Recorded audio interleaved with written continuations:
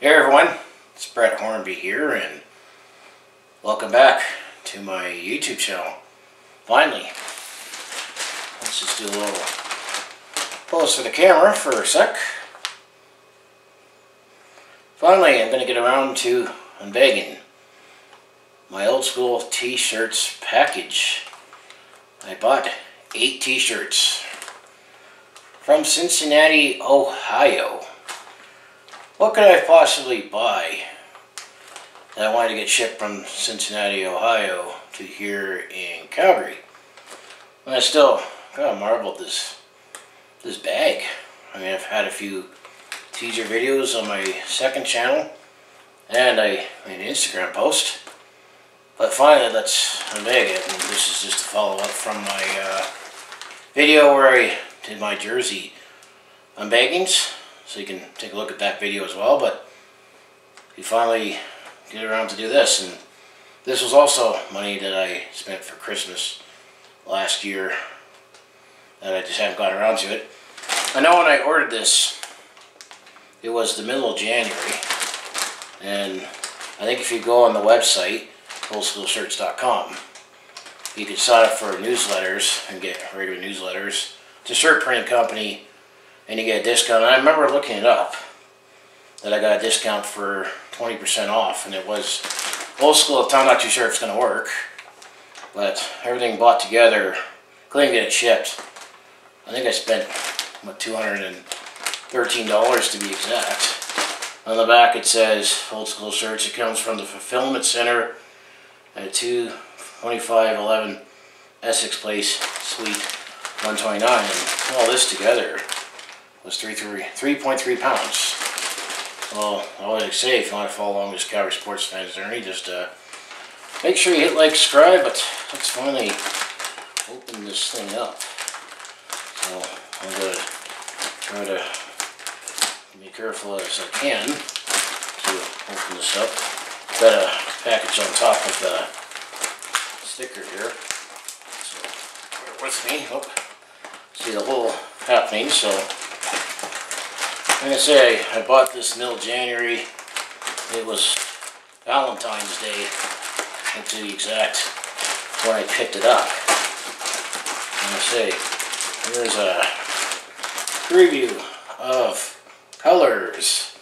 Yeah, like I said, what you'll eventually see is unlicensed, but it's a shirt printing company in Cincinnati, and I know there's also Cincy shirts as well. But, oh yeah. I just want to see if there's anything else in here. Nope. Yeah, this is after taking the shirts out. Here's the bag. Well, it's this big, struggling a little more. But let's go through all my shirts. What could they be? You just know their colors. And I'd say the clues are it's sports related from the past, defunct teams, and I have 8 of them. And you might fill in, I am that much of a fan that I'm willing to spend over $200 on t-shirts to come from Cincinnati. And actually, I think the website, a lot of websites now these days, automatically do the conversion, so I didn't have to pay any extra. Like I said, it's $20. It was a month. It was standard shipping. So let's finally show you what I bought. So I have shirt number 1, and it's the gray one. And inside, it actually does have the emblem of, well, you probably won't see it on this one as good, oldschoolshirts.com. And I bought 2XL. I mean, I'm still working on it, but gotta make it fit me. So here's a gray shirt. What did I buy? Unless it's been sitting for months. And I said they're all same style, but once you see one, you'll probably have an idea what it's going to be. Sacramento Gold Miners. Remember the Sacramento gold miners. Fittingly that this is the first shirt that I pulled out of my package. But the Sacramento Gold Miners, they were the first CFL team to be based out of the United States. So yeah, the Sacramento Gold Miners. First t-shirt. I'm going to say the CFL was in dire straits in the 90s. League was threatened to fold up, and then the United World League of American Football, it's called, that eventually became NFL Europe. The North American side closed operations, so one of the teams, the Sacramento Surge, the defending champions, decided, Fred Anderson said, hey, we want to join the CFL, and they expanded in the US, and the Sacramento Gold Miners from the Surge became the Gold Miners for a couple of years. So yeah. And I said there's 8 of them, so I think you could figure out they're all CFL teams from the US. Based on my demographics, some of you probably remember these teams. Well, there's younger, yes. The CFL actually played in the United States at one point, and had teams based out of the United States. That's Sacramento, California. That's the capital of California. So that was the first shirt. Fittingly, I pulled that one out first, given it was the first team to play in the CFL based out of the United States. They were supposed to be the San Antonio Riders that used to play in the World League of American Football, but they didn't pull out in the last minute, so just Sacramento. So that was shirt number 1. Give a long story. Shirt number 2. This one is purple. What could I have got that was purple? And once again, you see the old school shirts on there. Well, the one team that primarily wears purple in the CFL, they were the Shreveport Pirates. Yeah, Shreveport, Louisiana.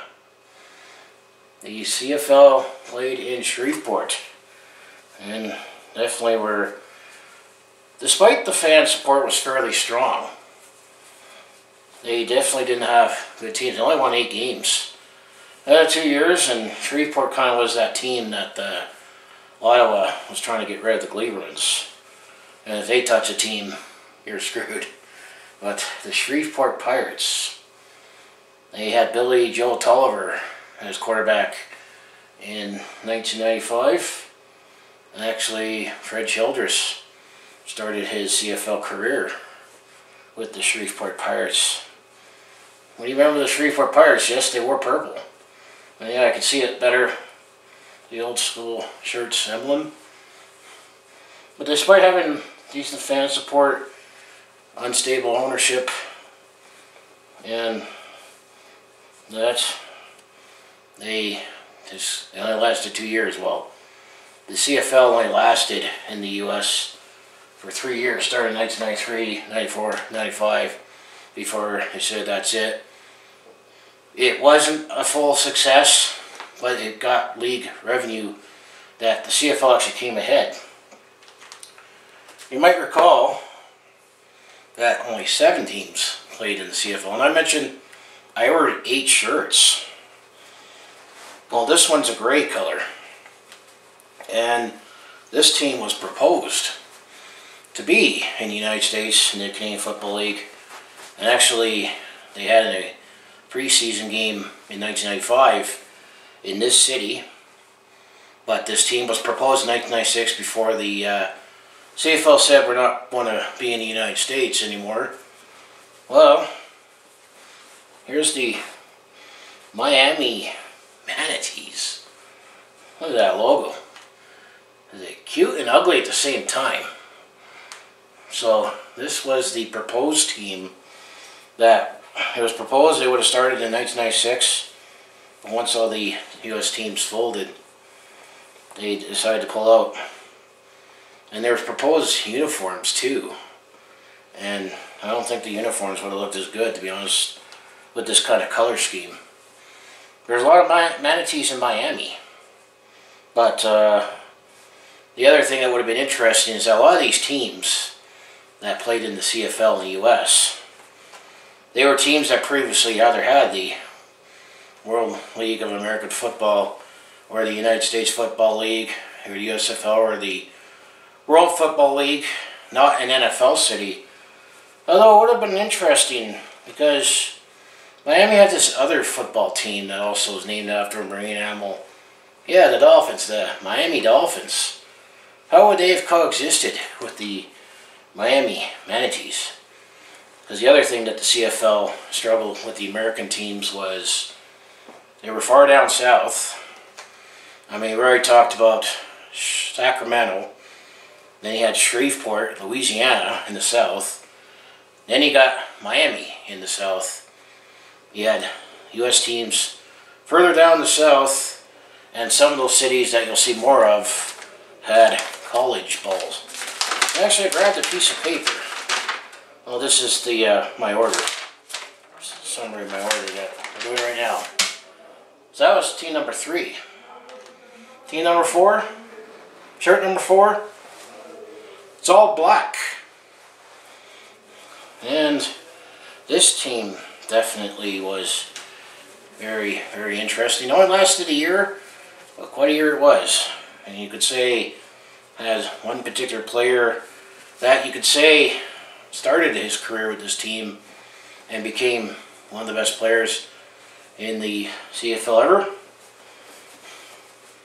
Las Vegas Posse. Yeah, the Las Vegas Posse. The CFL, we're in Vegas, baby.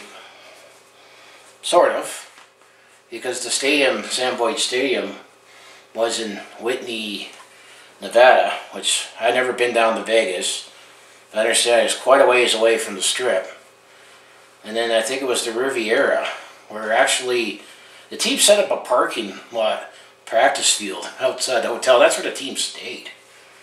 And definitely had shaky times, and also going back to the alumni, there was this quarterback, I think his name, Anthony Calvillo. CFL fans probably might remember Anthony Calvillo, understandably as a Montreal Alouette, that's where he cemented his legacy. But he actually started off as a Posse, and he did play for the Hamilton Tiger Cats after the Posse folded before he went to Montreal. And actually, one coach is still coaching in the CFL today, was on the Posse, and Jeff Reinbold. They definitely, he's an interesting character. I'm going to say Bomber fans are probably ready to throw tomatoes at me for mentioning that name. But he was definitely an interesting character. He's the special teams coordinator for the Hamilton Tiger Cats. Well, the Posse was actually one of the least successful teams in the CFL. I'm not too sure if you could say eventually paved the way for the Raiders to play Vegas, or maybe the Golden Knights. But CFL had Vegas, the Posse, and they had Anthony Calvillo. So that was number 4 for sure. Shirt number 5 is blue. Very blue. However, I might have felt blue one particular day with this team, but there was actually some success with the CFL in the United States, and also you could say maybe paved the way for success now in this particular city. Well, this team, the Baltimore Stallions, eventually they were called the Baltimore Stallions. They wanted to call themselves the CFL Colts when they first came in 1994. I know Fred Anderson and Jim Spiro, so they were the 2 owners that actually were fans of the Canadian Football League. But after the owner back in 1984, they moved the Baltimore Colts NFL team overnight in moving trucks, and they went to Indianapolis to be the Indianapolis Colts. Baltimore was without a franchise for 10 years, professional football. So actually, the Baltimore Stallions, after they were called the CFLers, And they always had this logo. But they were eventually called the Stallions in 1985. And one thing that still stings a little as a Calgary Stampeders fan, although they had one great team, they won the Grey Cup in 1995. So if you look at the Grey Cup champions and you're wondering, why is Baltimore on there twice? Because they played in the Grey Cup in 1994 and lost to the BC Lions on a last-second field goal by Louis Pasaglia. And then the year after, the Baltimore Stallions defeated the Calgary Stampeders 37-20, and that was with Tracy Ham. They also had Mike Pringle, and they had, Alfred Payton, I think, on defense. Just name a few, and then they were coached by the Don Matthews. So the reason why Baltimore, I'm going to say a success, they played in the old Baltimore Memorial Stadium, was they tapped into a football-hungry market. And then at the time, there was still kind of a border war between the CFL and the NFL, even though they're two different products in that there were a disgruntled fan base that just wanted football. And then after the Stallions, when they won the Grey Cup, Art Modell packed up the Cleveland Browns to become the Baltimore team, the Baltimore Ravens. The Cleveland Browns now are a brand new identity, which claims the old day at the same time. But you can maybe say, because of the Stallions and excess, the one team that was successful in the U.S. that brought in the Ravens. So that was the one CFL team that was successful. And that was shirt number 5, so I got 3 more to go. What other teams do you remember, from the CFL? Well, this is a dark green shirt. Not sure if you can get the dark green. Almost looked black, and I remember wanting to order this in dark green because there was a red option too. But this team wore green color.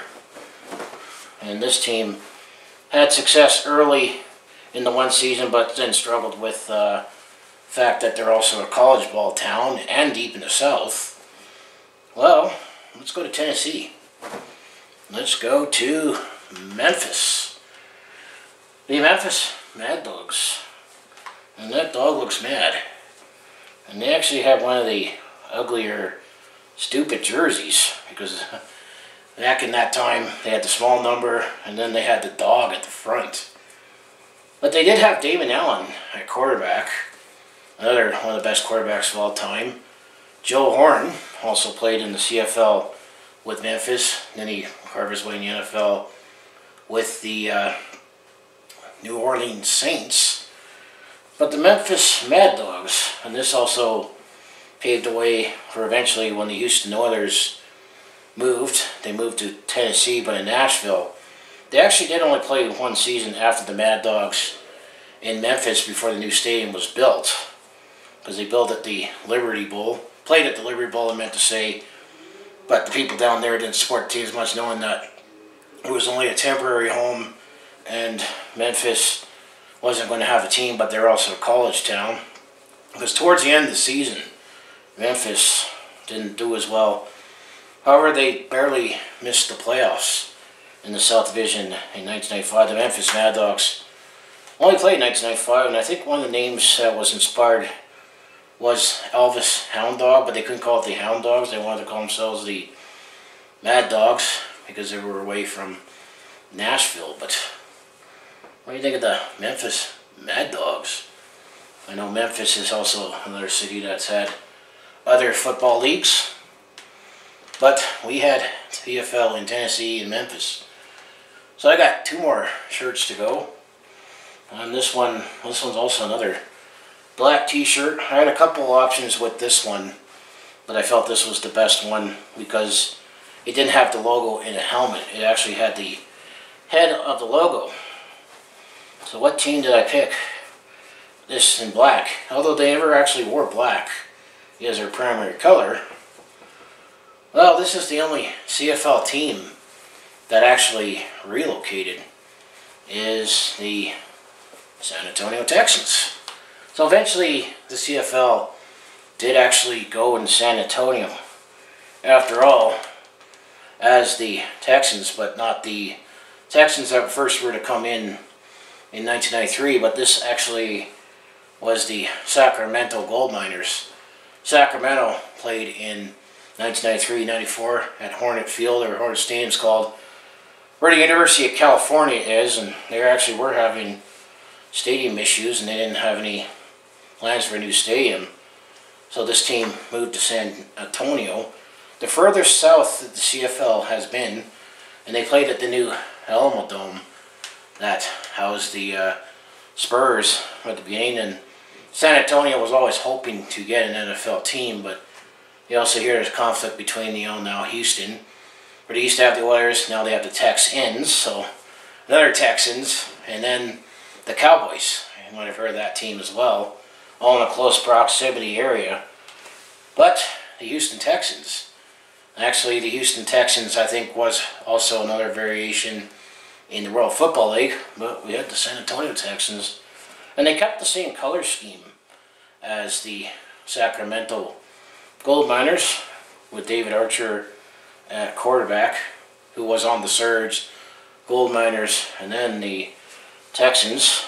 But they had a high-powered offense in the league.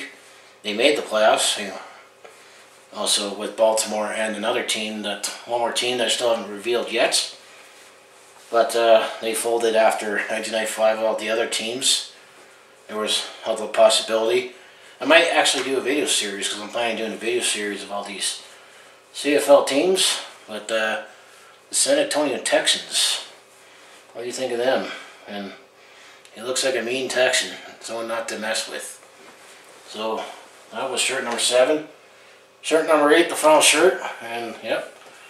I got everything I ordered. It's just been sitting on my counter for all these months. Well, there's one more team that I haven't covered yet. This was a red shirt, because I think another color that they didn't necessarily wear, but it was just a shirt and how the logo looked. Well, one last team is the Birmingham Barracudas. They're one of those teams that had kind of that goofy jersey where they had the small numbers, and then they had a CUDA on the front. But the Birmingham Barracudas in Alabama, another team that had the USFL, the World Football League, and I think they're also in the XFL now, but another college town where it started off with some success. Birmingham Barracudas with the San Antonio Texans and the Baltimore Stallions. Those were the 3 teams that were in that South Division that made the playoffs, and the only U.S.-based teams to play in the playoffs during the CFL in the United States. That's what I call it, because Vegas didn't make the playoffs the 1 year in.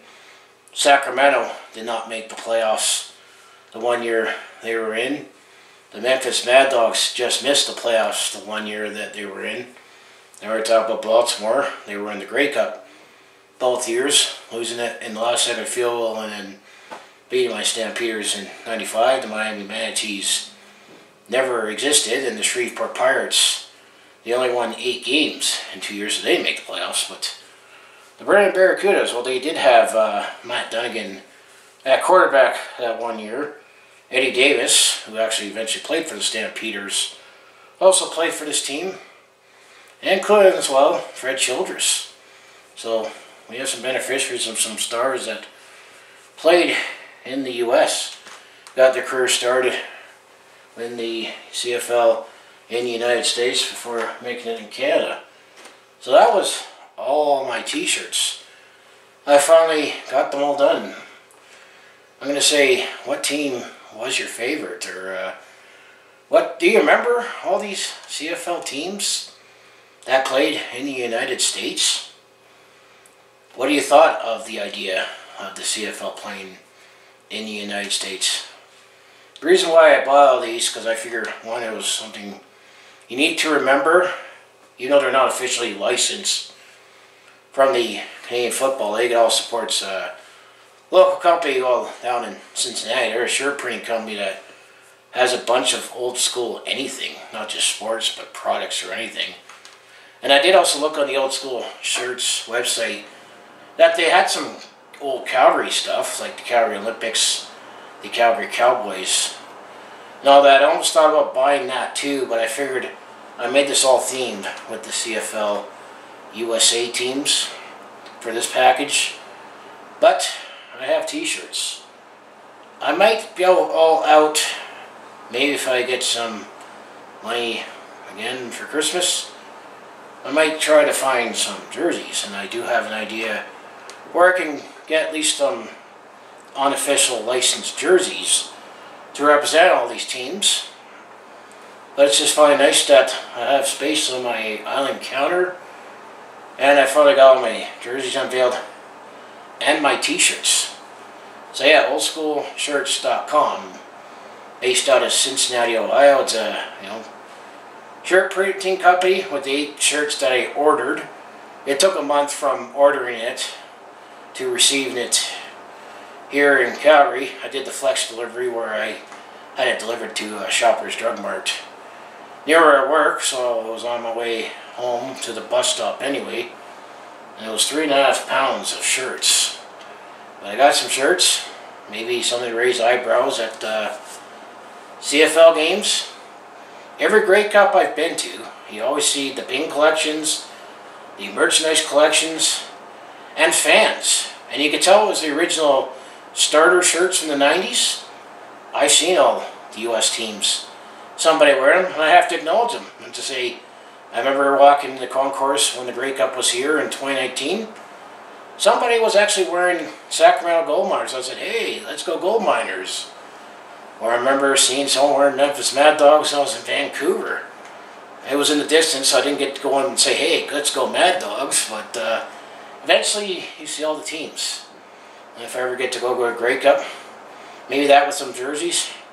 I don't know how much I can pack just to show that off, but I'm not big enough to have a kiosk to sit in the Grey Cup and show US teams, but that's my order. So, what do you think? What do you like about it? Was it worth it? So I'll just close it out and say, if you want to follow along with this Calgary sports fans journey, just make sure you hit like, subscribe, and I have my other social media links down in the description below. I just figured it was interesting to look back on CFL teams that played in the United States. That's one little footnote of history if you're looking back. Seasons 1993 to 1995. I think I might do a video series on all 8 of those teams, 7 of them that actually played. I know the other website that has old school jerseys, that if they're all $110 and I can actually get a custom player on there, I'll think of all players on them, Royal Retros. I think if I can spend $700-800 or even get a discount if possible to get all those teams, that would be interesting to have those jerseys as well to do that video series.